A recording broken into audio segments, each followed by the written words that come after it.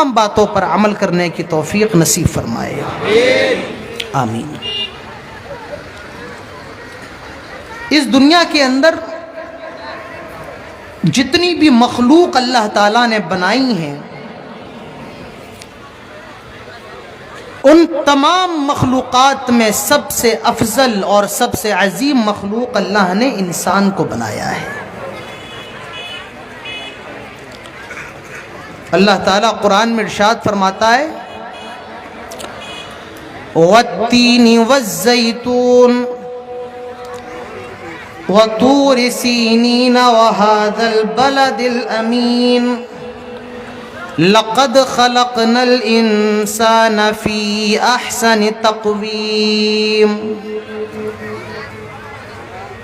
قسم ہے انجیر کی، قسم ہے زیتون کی، اور قسم ہے طور سینا کی، اور قسم ہے اس امن والے شہر کی۔ لَقَدْ خَلَقْنَا الْإِنسَانَ فِي أَحْسَنِ تَقْوِيمٍ۔ اللہ تعالیٰ کی کچھ مخلوق تو ایسی ہیں جو ہواؤں میں اڑتی ہیں، کچھ مخلوق اللہ کی پانی کے اندر رہتی ہے، کوئی 4 پیروں پر چلتی ہے، کوئی 2 پیروں پر، کوئی رینگنے والی تو کوئی اڑنے والی ہے۔ ان ساری مخلوقات میں اللہ تعالیٰ نے سب سے بہترین انسان کو بنایا، سب سے خوبصورت بنایا ہے۔ لَقَدْ خَلَقْنَا الْإِنسَانَ فِي أَحْسَنِ تَقْوِيمٍ۔ ہم نے انسان کو سب سے بہترین سانچے کے اندر ڈھالا ہے، اور انسان کو اللہ رب العالمین نے اپنے ہاتھوں سے بنایا، جنت کے اندر بنایا ہے۔ ہم سب جانتے ہیں اس دنیا کے سب سے پہلے انسان حضرت آدم علیہ السلام ہے، دنیا کے سب سے پہلے انسان، اور کہاں بنائے گئے؟ جنت کے اندر۔ اللہ کے پیارے نبی ارشاد فرماتے ہیں لما صور اللہ آدم فی الجنہ وترکہ ما شاء۔ اللہ تعالیٰ نے اپنے ہاتھوں سے حضرت آدم علیہ السلام کو بنایا جنت کے اندر۔ کہاں بنایا؟ آسمانوں کے اندر نہیں، زمین کے اندر نہیں، جنت کے اندر بنایا۔ وَتَرَكُهُ مَا شَاءَ، اور جتنا چاہا اللہ تعالیٰ نے حضرت آدم کو چھوڑ دیا۔ مٹی کے ذریعے آدم علیہ السلام کا اسٹیچو بنایا جاتا ہے۔ حضرت آدم کا اسٹیچو جنت کے اندر کھڑا ہوا ہے۔ بالکل غور سے سنیے گا، یہ ایسی چیز میں آپ کو بتا رہا ہوں کہ آج سے پہلے شاید آپ نے سنی تو ہوگی، لیکن اتنی ڈیٹیل کے اندر نہیں سنی ہوگی۔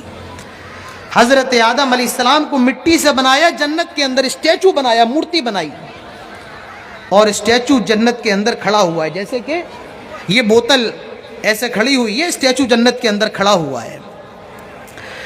ابلیس کا گزر ہوتا ہے، جو ابھی شیطان نہیں ہے، وہ تو فرشتوں کے ساتھ رہتا ہے، فرشتوں کے ساتھ اللہ تعالیٰ کی عبادت کرتا ہے۔ جنت سے گزر رہا ہے، اس نے حضرت آدم علیہ السلام کے اسٹیچو کو دیکھا، اور اس کو یہ معلوم تھا اللہ تعالیٰ نے کہا تھا کہ میں انسانوں کو بنانا چاہتا ہوں۔ وَإِذْ قَالَ رَبُّكَ لِلْمَلَائِكَةِ إِنِّي جَاعِلٌ فِي الْأَرْضِ خَلِيفَةً قالوا أتجعل فيها من يفسد فيها ويسفك الدماء ونحن نسبح بحمدك ونقدس لك قال إني أعلم ما لا تعلمون۔ اللہ تعالیٰ فرشتوں سے کہتا ہے آئے فرشتوں، میں زمین کے اندر خلیفہ بنانے والا ہوں، میں زمین کے اندر جانشین بنانے والا ہوں، میں انسانوں کو پیدا کرنے والا ہوں۔ تو فرشتے اللہ تعالیٰ سے کہتے ہیں اتجعل فیہا من یفسد فیہا ویسفک الدماء، آئے اللہ تو دنیا کے اندر نئی مخلوق کو کیوں بنا رہا ہے؟ تو انسانوں کو کیوں پیدا کر رہا ہے؟ یہ دنیا کے اندر خون خرابہ کریں گے، لڑائی جھگڑا کریں گے، ایک دوسرے کی گردنیں کاٹیں گے، جس طرح جنات دنیا میں خون خرابہ کرتے ہیں، آئے اللہ یہ دنیا کے اندر خون خرابہ کریں گے، ایک دوسرے کی گردنیں کاٹیں گے، ایک دوسرے کو گالیاں دیں گے، ایک دوسرے کا مرڈر کریں گے، ہتیا کریں گے۔ اتجعل فیہا من یفسد فیہا ویسفک الدماء ونحن نسبح بحمدک ونقدس لک، آئے اللہ کیا ہماری عبادت کے اندر کوئی کمی رہ گئی ہے؟ اے اللہ کیا ہماری تسبیح تحمید تمجید کے اندر کوئی کمی رہ گئی ہے؟ اے اللہ تو انسانوں کو کیوں پیدا کر رہا ہے؟ اللہ تعالیٰ نے فرمایا تھا قال انی اعلم ما لا تعلمون، آئے فرشتوں جو میں جانتا ہوں وہ تم نہیں جانتے ہو، جو مجھے معلوم ہے وہ تمہیں نہیں معلوم ہے، جس کا علم میرے پاس ہے اس کا علم تمہارے پاس نہیں ہے۔ اللہ تعالیٰ نے حضرت آدم کو بنایا اور جنت کے اندر اسٹیچو بنا دیا۔ ابلیس کا گزر ہوتا ہے، دیکھتا ہے اوہ یہ وہی نئی مخلوق ہے جس کے بارے میں اللہ تعالیٰ کہہ رہا تھا۔ وہ حضرت آدم کے اسٹیچو کے اندر انگلی مارتا ہے، جیسے ایسے انگلی مارتا ہے۔ اور آپ جانتے ہیں کوئی چیز مٹی کی بنی ہوئی ہو، مٹی کی مورتی ہو، اور آپ اس میں اینٹ مارے تو اندر سے آواز آتی ہے۔ کیوں؟ کیونکہ وہ اندر سے خالی ہے۔ اگر اندر سے بھری ہوئی ہو تو آواز نہیں آئے گی۔ ڈھول جانتے ہیں نا، ڈھول سے آواز کیوں آتی ہے؟ اندر سے خالی ہوتا ہے۔ اگر اس ڈھول کو بھر دیا جائے تو آواز نہیں آئے گی۔ ابلیس نے وہیں پر سمجھ لیا اللہ کی یہ نئی مخلوق اندر سے بالکل کھوکھلی اور بالکل خالی ہے، میں جس کو جس طریقے سے چاہوں بہکا سکتا ہوں، ورغلا سکتا ہوں، کنٹرول کر سکتا ہوں۔ اس نے وہاں سے انسانوں کا مس پوائنٹ پکڑا ہے اور ابھی تک وہ انسانوں کو بہکاتا آ رہا ہے، ورغلاتا آ رہا ہے۔ تو اللہ تعالیٰ نے حضرت آدم علیہ السلام کو بنایا۔ حضرت آدم علیہ السلام جنت کے اندر ہیں، اللہ تعالیٰ نے روح پھونک دی، اور جیسے ہی روح حضرت آدم علیہ السلام کے جسم پہ پڑتی ہے، آئے مسلمانوں غور کرو، حضرت آدم کی زبان سے جو سب سے پہلا جملہ نکلا وہ الحمدللہ۔ جیسے ہی روح حضرت آدم کے پڑی فوراً چھینک آئی، اور چھینک آنے کے بعد سب سے پہلا جملہ حضرت آدم کی زبان سے الحمدللہ نکلا۔ اور یہی سنت ہمارے نبی نے بتائی ہے، آئے لوگوں جب تمہیں چھینک آئے تو چھینک آنے والا الحمدللہ کہے، اور جب اس کی الحمدللہ جس کے سامنے کہی جائے وہ یرحمک اللہ کر کے جواب دے۔ تو حضرت آدم کی زبان سے سب سے پہلے نکلنے والا جملہ یہی تھا الحمدللہ۔ اللہ نے حضرت آدم کو فرشتوں کے سامنے پیش کیا اور فرمایا وَإِذْ قُلْنَا لِلْمَلَائِكَةِ اسْجُدُوا لِآدَمَ فَسَجَدُوا إِلَّا إِبْلِيسَ أَبَى وَاسْتَكْبَرَ وَكَانَ مِنَ الْكَافِرِينَ۔ اللہ نے سارے فرشتوں کو حکم دیا، آئے فرشتوں ایسا کرو اسجدوا لآدم، آدم کو سجدہ کرو۔ سارے فرشتوں نے سجدہ کیا الا ابلیس، لیکن ابلیس نے سجدہ نہیں کیا۔ آپ یہ کہہ سکتے ہیں کہ ابلیس تو فرشتہ نہیں تھا، جنات تھا۔ جی ہاں، ابلیس فرشتہ نہیں تھا، جنات تھا۔ کان من الجن ففسق عن امر ربی، وہ جناتوں میں سے تھا، لیکن اللہ تعالیٰ کی اتنی زیادہ عبادت کیا کرتا تھا، اتنی زیادہ اللہ کی بندگی کیا کرتا تھا، اللہ تعالیٰ نے اس کو فرشتوں کا مقام دے دیا تھا۔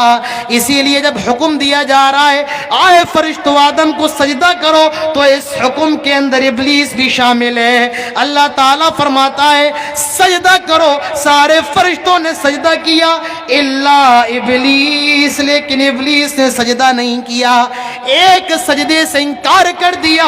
پوری زندگی نماز پڑھتا رہا، پوری زندگی سجدہ کرتا رہا، پوری زندگی اللہ اللہ کر کے گزار دی، لیکن ایک سجدے کا انکار کیا۔ اللہ تعالیٰ فرماتا ہے وَكَانَ مِنَ الْكَافِرِينَ، ہم نے کافر قرار دے دیا، ہم نے مردود قرار دے دیا، ہم نے اس کو بھگا دیا، دھتکار دیا، رائندہ درگاہ کر دیا۔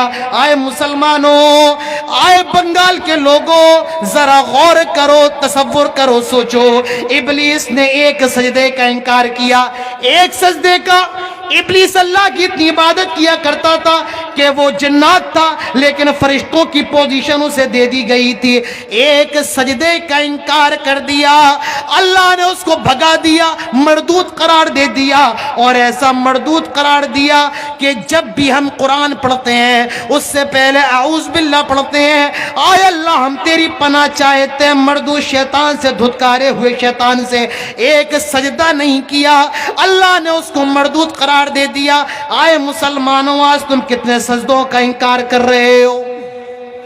فجر کی نماز میں 2 رکعت فرض ہے، 4 سجدے، ظہر میں 4 رکعت فرض ہیں، 8 سجدے، عصر میں بھی 8 سجدے، مغرب میں 6 سجدے، عشاء میں 8 سجدے۔ اب ذرا اپنے گھر جا کر ان سجدوں کا حساب کر لینا، کیلکولیٹ کر کے اندازہ لگانا ہم اور آپ ہر روز کتنے سجدوں کا انکار کر رہے ہیں۔ اس نے ایک سجدے کا انکار کیا، آئے اللہ میں آدم کو سجدہ کیسے کروں؟ اسجد لمن خلقت طینا، تو نے اس کو مٹی سے پیدا کیا ہے اور مجھے آگ سے پیدا کیا ہے، خلقتنی من نار وخلقتہ من طین، آگ جب جلتی ہے تو وہ اوپر کی طرف اٹھتی ہے اور مٹی نیچے کی طرف جاتی ہے، آئے اللہ میں آدم کو سجدہ نہیں کر سکتا ہوں۔ اللہ تعالیٰ نے اس کو مردود قرار دے دیا، اللہ تعالیٰ نے اس کو دھتکار دیا۔ آپ یہ بھی کہہ سکتے ہیں کہ مولانا صاحب اللہ تعالیٰ کے علاوہ کسی کے لیے بھی سجدہ کرنا جائز نہیں ہے۔ بھئی اس پر تو ہمارا عقیدہ ہے نا، اگر اللہ کے علاوہ کسی اور کے سامنے جھکا جائے، سجدہ کیا جائے تو وہ کیا ہے؟ بولو وہ کیا ہے؟ شرک ہے۔ لیکن یہ جو سجدہ تھا اللہ تعالیٰ جس کا حکم دے رہا ہے، یہ وہ سجدہ نہیں تھا جو ہم اور آپ کرتے ہیں۔ ہم اور آپ سجدہ عبادت کرتے ہیں، لیکن یہ جو سجدہ تھا یہ سجدہ تعظیم تھا، عزت کا سجدہ، رسپیکٹ کا سجدہ، اور امت اسلامیہ سے پہلے بھی یہ سجدہ کرنا جائز تھا۔ حضرت یوسف علیہ السلام کو ان کے بھائیوں نے اور ان کے ماں باپ نے سجدہ کیا تھا تو سجدہ تعظیم جائز تھا، یہ سجدہ عبادت نہیں تھا بلکہ یہ سجدہ تعظیم تھا۔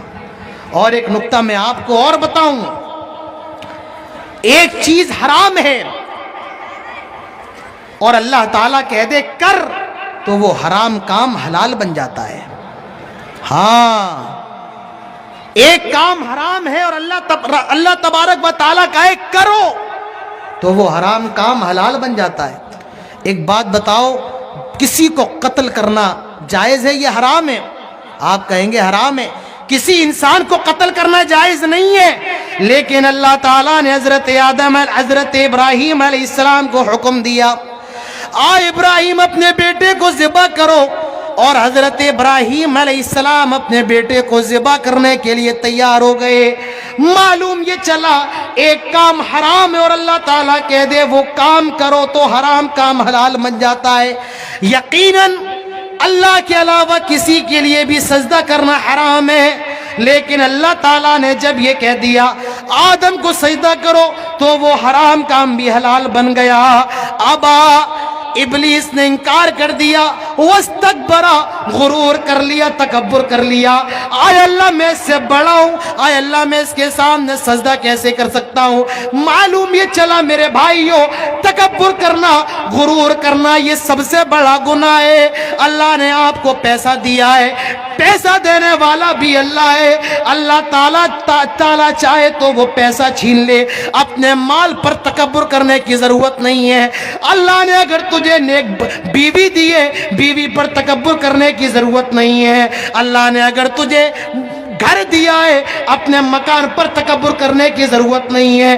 تکبر کرنا، غرور کرنا، اترا کر کے چلنا یہ کسی بھی مسلمان کے لیے ہی نہیں بلکہ کسی بھی انسان کے لیے جائز نہیں ہے۔ اللہ کے نبی فرماتے ہیں، اللہ تعالیٰ فرماتا ہے العز ازاری والکبریاء ردائی، عزت میری چادر ہے اور تکبر میرا، غرور میری لنگی ہے، اور جو ان دونوں چیزوں میں سے ایک چیز بھی مجھ سے چھیننے کی کوشش کرے گا فَعَذَّبْتُهُ عَذَابًا شَدِيدًا، میں اس کو دردناک عذاب دوں گا۔ تکبر کرنا کسی کے لیے جائز نہیں ہے۔ ابلیس نے تکبر کر لیا، وَكَانَ مِنَ الْكَافِرِينَ، اللہ تعالیٰ نے کافر قرار دے دیا، نکال دیا، اور آدم علیہ السلام کو جنت کے اندر داخل کر دیا۔ حضرت آدم جنت کے اندر ٹہل رہے ہیں، گھوم رہے ہیں، لیکن جنت کے اندر حضرت آدم کو مزہ نہیں آ رہا ہے، اچھا نہیں لگ رہا ہے۔ معلوم یہ چلا میرے بھائیوں، آدمی اگر جنت میں بھی چلا جائے، تنہا ہو، اکیلا ہو، جنت میں بھی آدمی کو مزہ نہیں آئے گا۔ حضرت آدم بھی جنت کے اندر ہے، اچھا نہیں لگ رہا ہے، لیٹ گئے، سو گئے، اور جب سو کر کے اٹھتے ہیں دیکھتے ہیں بغل میں ایک عورت لیٹی ہوئی ہے، اور وہ عورت کون ہے؟ ہم سب کی ماں، پورے دنیا کے لوگوں کی ماں حضرت حوا علیہ السلام ہے۔ اللہ تعالیٰ نے حضرت حوا کو پیدا کیا اور حضرت آدم سے فرمایا یا آدم اسکن انت وزوجک الجنہ، آئے آدم تم اور تمہاری بیوی جنت میں جہاں جانا ہے جاؤ، جو کھانا ہے کھاؤ، جو پینا ہے پیو، لیکن ایک کام کرنا، خبردار خبردار، لا تقرب هذه الشجرہ، ایک درخت ہے اور اس درخت کے بارے میں بھی بتا دیا، فرمایا اس درخت کے قریب بھی نہ جانا۔ دنیا کے اندر 4 چیزیں بہت ضروری ہیں۔ پہلی چیز تو ہے لائف پارٹنر، بیوی یا شوہر۔ اگر بیوی نہ ہو تو آدمی کی زندگی بیکار ہے، اسی لیے اسلام کہتا ہے شادی آدھا ایمان ہے۔ دوسری چیز کھانا، بغیر کھانے کے آدمی رہ نہیں پاتا ہے۔ تیسری چیز آزادی، فریڈم۔ حضرت آدم علیہ السلام کو جنت کے اندر بیوی بھی مل گئی، حضرت حوا۔ حضرت آدم کو جنت کے اندر کھانا بھی مل گیا، جو کھانا ہے کھاؤ، آزادی بھی مل گئی، جہاں جانا ہے جاؤ، اور گھر بھی مل گیا۔ اسکن، جنت یہ آپ کا گھر ہے، آپ جنت کے اندر رہیے۔ اور بتا دیا گیا کہ پوری جنت میں جو کھانا ہے کھاؤ، لیکن یہ پیڑ ہے، اس پیڑ کا پھل نہیں کھانا۔ اب وہ پیڑ کون سا تھا، اس پیڑ کا پھل کیا تھا، اس کا علم کس کے پاس ہے؟ صرف اور صرف اللہ تعالیٰ کے پاس۔ میں نے سنا ہے کہ مالدہ کے لوگ کہتے ہیں وہ لیچی کا پیڑ تھا۔ شاید آپ کے یہاں لیچی زیادہ ہے اس لیے لوگ لیچی کا پیڑ کہتے ہیں۔ جن کے یہاں گیہوں ہوتا وہ کہتے ہیں گیہوں کا پیڑ تھا، جن کے یہاں آم ہوتا وہ کہیں گے آم کا پیڑ تھا۔ تو وہ پیڑ کس کا تھا، اس کا علم صرف اور صرف اللہ تعالیٰ کے پاس ہے۔ تو اللہ نے کہا پوری جنت میں جو کھانا ہے کھاؤ، لیکن اس پیڑ کے قریب مت جانا۔ معلوم یہ چلا کہ اسلام کے اندر حلال چیزیں انلمیٹڈ ہیں اور حرام چیزیں لمیٹڈ ہیں۔ جی ہاں، حرام چیزیں لمیٹڈ ہیں اور حلال انلمیٹڈ ہیں۔ اللہ تعالیٰ نے فرمایا آئے آدم جنت کے اندر جہاں جانا ہے جاؤ، جو کھانا ہے کھاؤ، جو پینا ہے پیو، لیکن ایک کام کرنا، لا تقرب هذه الشجرہ، اس درخت کے قریب نہ جانا، اس پیڑ کے آس پاس بھی نہ بھٹکنا۔ حضرت آدم اور حوا جنت کے اندر ہے، ابلیس آتا ہے، شیطان آتا ہے اور حضرت آدم اور حوا کو ورغلانے لگتا ہے اور کہنے لگتا ہے اے آدم اے حوا، ابھی تمہیں اس جنت کے درخت کے بارے میں معلوم نہیں ہے، اللہ تعالیٰ نے تمہیں اس لیے منع کیا ہے ان تکون ملکین او تکون من الخالدین، اگر تم اس جنت کے درخت کا پھل کھا لو گے تو تم فرشتے بن جاؤ گے، تو تم فرشتے بن جاؤ گے یا ہمیشہ ہمیشہ جنت کے ہو جاؤ گے، کبھی تمہیں جنت سے نکالا نہیں جائے گا۔ آئے آدم حوا، ابھی تمہیں جنت کے درخت کے بارے میں معلوم نہیں ہے، یہ ایک چمتکاری پیڑ ہے، اگر تم اس پیڑ کا پھل کھا لو گے ان تکون ملکین، تو تم فرشتے بن جاؤ گے، او تکون من الخالدین، یا تم جنت کے ہو جاؤ گے، کبھی تمہیں جنت سے نکالا نہیں جائے گا۔ شیطان ہمیشہ الٹی چال چلتا ہے، اس کا مقصد تھا کہ حضرت آدم اور حوا کو جنت سے نکال دے، لیکن کیا کہہ رہا ہے، اگر اس کا پھل کھا لو گے تو کبھی بھی تم جنت سے نکالے نہیں جاؤ گے۔ آدم اور حوا اس کے بہکانے میں آ گئے، فَدَلَّاهُمَا بِغُرُورٍ، اور پھل کھا لیا، فَدَلَّاهُمَا بِغُرُورٍ، ابلیس نے آدم اور حوا کو شیشے میں اتار لیا، ان دونوں نے غلطی کر دی، جنت کا پھل کھا لیا۔ اللہ تعالیٰ فرماتا ہے وَاتَّفِقَا يَخْصِفَانِ عَلَيْهِمَا مِنْ وَرَقِ الْجَنَّةِ، جیسے ہی حضرت آدم نے جنت کا پھل کھایا، حضرت حوا نے کھایا، ان کے جسموں پر جو لباس تھا وہ لباس اتر جاتا ہے، برہنہ ہو جاتے ہیں، ننگے ہو جاتے ہیں، اور جنت کے درخت کے پتوں کو اٹھا کر اپنی شرمگاہوں کو ڈھانپنے لگتے ہیں، اپنی شرمگاہوں کو چھپانے لگتے ہیں۔ اللہ تعالیٰ فرماتا ہے آئے آدم حوا اب ہماری جنت سے نکل جاؤ، ہم نے تمہیں منع کیا تھا جنت کا اس درخت کا پھل نہ کھانا، لیکن تم نے ہماری بات نہ مانی، اب جنت سے نکل جاؤ۔ ان دونوں کو جنت سے نکال دیا گیا، دنیا کے اندر آ گئے، احساس ہے آئے اللہ ہم نے غلطی کر لی ہے، اب یہ اپنے اللہ سے معافی مانگ رہے ہیں۔ اور آئے مسلمانوں، اللہ سے معافی کیسے مانگی جاتی ہے، اپنے رب کے سامنے کیسے گڑگڑایا جاتا ہے، یہ حضرت آدم اور حوا سے سیکھو۔ یہ دونوں دعا کر رہے ہیں ربنا ظلمنا انفسنا وان لم تغفر لنا وترحمنا لنکونن من الخاسرین۔ آئے اللہ ہم نے اپنے نفسوں پر ظلم کیا ہے، اگر تو ہمیں معاف نہیں کرتا، آئے اللہ اگر تو ہم پر رحم نہیں کرے گا لنکونن من الخاسرین، ہم تو خسارہ اٹھانے والوں میں سے ہو جائیں گے، ہم تو نقصان اٹھانے والوں میں سے ہو جائیں گے۔ میرے بھائیوں، اللہ تعالیٰ نے انسان کو جنت کے اندر بنایا، ہم سب کے باپ حضرت آدم ہے اور پوری دنیا کے لوگوں کی ماں حضرت حوا ہے۔ اللہ تعالیٰ اسی کو قرآن کے اندر کہتا ہے اِنَّا خَلَقْنَاكُم مِّن ذَكَرٍ وَأُنثَىٰ وَجَعَلْنَاكُمْ شُعُوبًا وَقَبَائِلَ لِتَعَارَفُوا۔ آئے دنیا کے لوگوں، ہم نے تمہیں ایک ہی ماں باپ سے پیدا کیا ہے، تمہارے باپ آدم ہے اور تمہاری ماں حوا ہے، ہم نے تمہیں ایک ہی ماں باپ سے پیدا کیا ہے، پھر تمہیں قبیلوں میں بانٹ دیا، گروہ میں بانٹ دیا، تم سب ایک ہی ماں باپ کی اولاد ہو، تمہارے باپ آدم ہے، تمہاری ماں حوا ہے، ہم نے پیدا کرنے کے بعد تمہیں برادریوں میں بانٹ دیا لتعارفوا، تاکہ تم ایک دوسرے کو پہچان سکو۔ ان اکرمکم عند اللہ اتقاکم، اور اللہ تعالیٰ کے نزدیک سب سے بہترین وہ ہے جو اللہ تعالیٰ سے سب سے زیادہ ڈرنے والا ہو۔ میرے بھائیوں، دنیا کے جتنے بھی انسان ہیں، اسلام کہتا ہے وہ آپس میں بھائی بھائی ہیں، ایک ہی ماں باپ کی اولاد ہے۔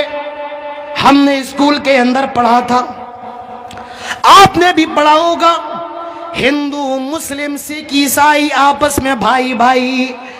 ہمارا اسلام تو یہ کہتا ہے ہندو مسلم سکھ عیسائی جین بدھ آدی واسی، دنیا کے اندر جتنے بھی لوگ ہیں سارے کے سارے آپس میں بھائی بھائی ہیں، ایک ہی ماں باپ کی اولاد ہیں۔ میرے بھائیوں، اسلام انسانیت کا پیغام دیتا ہے، اسلام انسانیت کا سبق دیتا ہے۔ اور آج کے پروگرام میں میں جس موضوع پر آپ لوگوں سے خطاب کرنا چاہتا ہوں وہ موضوع بھی یہی ہے، اسلام انسانیت کا پیغام دیتا ہے۔ جتنا زیادہ اسلام نے انسانیت کا پیغام دیا ہے دنیا کے کسی مذہب نے نہیں دیا ہے۔ انسان کو سب سے زیادہ پیاری چیز اپنی عزت ہوتی ہے، جان چلی جائے لیکن عزت نہ جائے۔ پیسہ تو آتا جاتا رہتا ہے، آج چلا گیا کل آ جائے گا، کل آ گیا پرسوں چلا جائے گا، لیکن عزت میرے بھائیوں ایسی چیز ہے اگر ایک بار چلی گئی تو واپس نہیں آتی ہے۔ عزت کمانے میں سال لگ جاتے ہیں لیکن عزت گوانے میں ایک منٹ بھی نہیں لگتا ہے۔ اسلام نے عزت کی ایسی حفاظت کی ہے، اسلام کہتا ہے الزانیۃ والزانی فاجلدوا کل واحد منہما مئۃ جلدہ۔ فرمایا اگر کوئی لڑکی زنا کر لے اور کوئی لڑکا زنا کر لے، ان کو 100 کوڑے مارے جائیں، 100 کوڑے برسائے جائیں گے۔ زنا کرنا اتنا خطرناک جرم ہے، اتنی بڑی بات ہے میرے بھائیوں، اتنا بڑا گناہ ہے۔ اگر کسی کی لڑکی زنا کر لیتی ہے تو باپ بدنام ہو جاتا ہے، بھائی چار لوگوں میں منہ دکھانے کے قابل نہیں رہتا ہے۔ اگر کسی کی بیٹی زنا کر لیتی ہے ماں بدنام ہو جاتی ہے، کسی کا بیٹا زنا کر لیتا ہے باپ بدنام ہو جاتا ہے۔ اسی لیے قرآن نے زنا کی اتنی خطرناک سزا بتائی، فرمایا الزانیۃ والزانی فجلدوا کل واحد منہما 100 جلدہ۔ اگر کوئی لڑکی زنا کر لے، کوئی لڑکا زنا کر لے، ان کی سزا یہ ہے فجلدوا کل واحد منہما 100 جلدہ، 100 کوڑے ان کو مارے جائیں گے، 100 کوڑے ان پر برسائے جائیں گے۔ اگر وہ غیر شادی شدہ ہیں، اور اگر یہ شادی شدہ ہیں تو شادی شدہ کے زنا کی سزا یہ، اس کو زمین کے اندر آدھا گاڑ دیا جائے گا اور تب تک پتھر سے مارا جائے گا جب تک کہ اس کی جان نہ نکل جائے، وہ مر نہ جائے۔ اس کو اردو کے اندر رجم کہا جاتا ہے، سنسار کہا جاتا ہے۔ اس کو پتھروں سے مار مار کے ہلاک کر دیا جائے گا۔ اور قرآن نے زانیہ کا لفظ پہلے استعمال کیا ہے، معلوم یہ چلا کہ زنا کی پہل لڑکی کی طرف سے ہوتی ہے، زنا کی پہل لڑکے کی طرف سے نہیں۔ اگر لڑکی چاہے تو میرے بھائیوں زنا ہو ہی نہیں سکتا ہے، زنا کی پہل لڑکی کی طرف سے ہوتی ہے۔ اسی لیے قرآن کہتا ہے الزانیہ، زنا کرنے والی لڑکی، لڑکے کا نام نہیں ہے، پہلے لڑکی کا نام ہے۔ زنا کو دعوت دینے والی یہی لڑکی ہوتی ہے۔